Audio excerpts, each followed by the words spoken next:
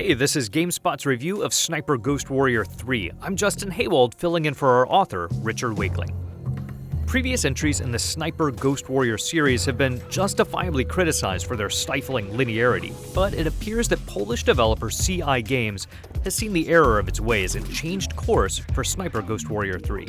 The latest game in the series ditches the restrictiveness of its predecessors by shifting the action to the gritty, open world of a separatist-controlled Georgia.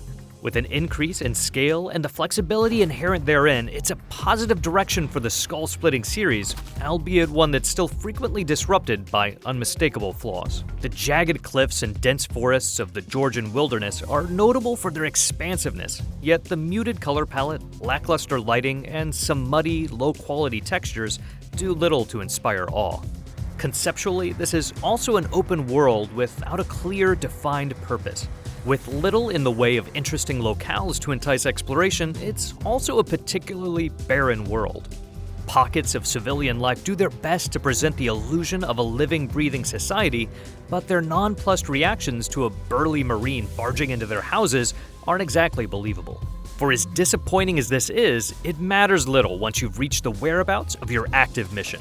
Each one is generally contained within a single, sizable location, whether that's a decrepit block of apartments or a busy airfield. Objectives are refreshingly varied, and there are often optional tasks to complete if you're up for, say, retrieving a downed drone or completing the active missions with no alerts. Ghost Warrior 3 is at its best, however, when simulating the methodical precision of being an elite marksman. There's a rhythm to the planning and execution that goes into these missions that involves stalking, tagging enemies, finding a vantage point, and adjusting your equipment ever so slightly to account for the environmental conditions. While this sounds short and sweet, missions can take upwards of 20 minutes to complete if you're willing to take your time. Sniping is all about being cautious and taking a measured approach, and you're rewarded for your patience with some immensely satisfying kill shots.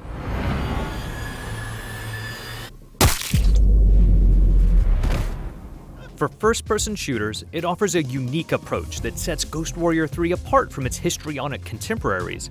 Sniping is the winning card in its deck, and yet CI Games regularly plays other hands to the game's detriment. Completing actions in each group, sniping for Sniper, performing close-quarters stealth kills for Ghost, and going all guns blazing for Warrior nets you XP that can be spent on some humdrum upgrades in each, like auto-looting bodies or increasing the effect of health items. It's not the most exciting system, but the added emphasis on different playstyles makes them all viable options. The ability to react to an ever-changing situation and completely alter your approach adds a sense of variety to each mission. Sure, this stealth is incredibly simplistic, and open gunfights are ponderous, but as minute complements to the sniping, they serve a functional purpose.